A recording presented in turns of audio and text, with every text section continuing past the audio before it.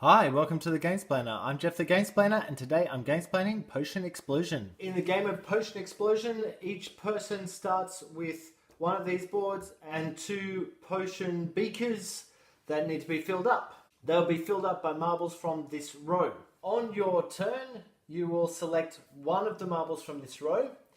If that then causes an explosion is two of the same coloured marble touching each other. So for example, if one of the players chooses the red, all three blues have now joined. They then get taken out as the explosion. Now you'll notice that all of these blacks have also just hit each other, so they get taken out. The player who has selected the marbles will then start placing those particular marbles. So if it was the player on the left, they would place one red on the red, one black on that black, and there's no blues, no more blacks. Then three of their marbles get put into this beaker. So let's, for example, say he's hanging on to two blacks and a blue. Those spare marbles then go back into their space. It's as simple as that. We will continue playing and taking different marbles until one of these has been completed. So, for example, on his next turn, he might take that red, which would get him these three yellow. They then go onto their spots. This is now a completed potion. So what will happen is this potion comes off, those marbles go back into the pool.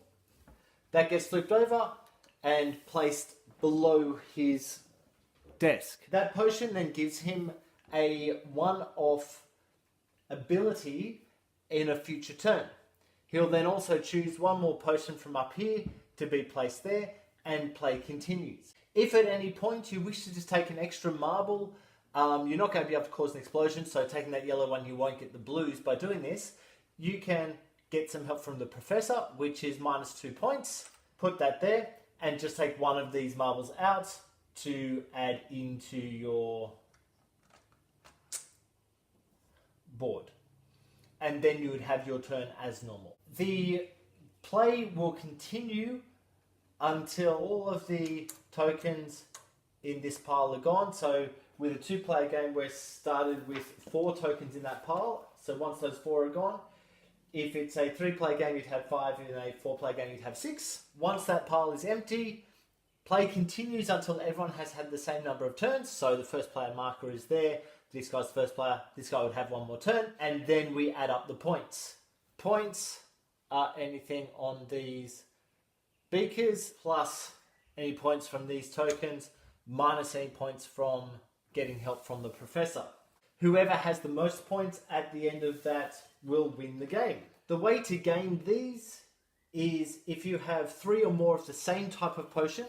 So if you look at the lid, that will tell you what type of potion you're looking at, or if you look at the stem of the beaker, that also tells you a kind of an icon for the trigger of that potion. So if you get 3 of the same potion, you'll get to take one of these. If you get 5 different potions, you'll also get to take one of those. Getting the 6th one or getting a 4th of the same will not gain you another one, but you are allowed to do that. When this player's turn finished, he would gain an extra potion. So, what do each of the potions do is the only other thing that we really need to deal with. We'll run through them as quickly as we can. Firstly, we have this one, which is the Potion of Wisdom, which allows you to take one more ingredient of your choice from the dispenser. We have this one, which is the Elixir of Blind Love, which allows you to steal all the ingredients from an opponent's pool. So, if those 3 were over here, for example, this player would be able to drink that. You turn it upside down once you've drunk it, because you only get to use it once, and take all of the ingredients out of their pool. We have this one, which is the Potion of Magnetical Attraction, which allows you to take 2 ingredients of different colours from any one track. So the 2 would have to come off the same track. Once again, no explosion is triggered by doing that. We have this one, which is the Potion of Prismatic Joy, which allows you to place all of the ingredients from your pool, so all of the marbles that you've picked up out of the thing into your hand, get to go into any coloured slot on the board. So notice that red has to go in red, yellow has to go in yellow, blue has to go in blue, etc., etc. That would allow you to place them like that if you wish to, and that would be totally legal just for this one turn. This one is the Abysmal Draft. That allows you to take one of each colour from the bottom row of the track. So in this case, you get a black, a red and a yellow added in because they're the only three colours that are on the bottom. If there was a blue on the bottom as well, then you get to take that also.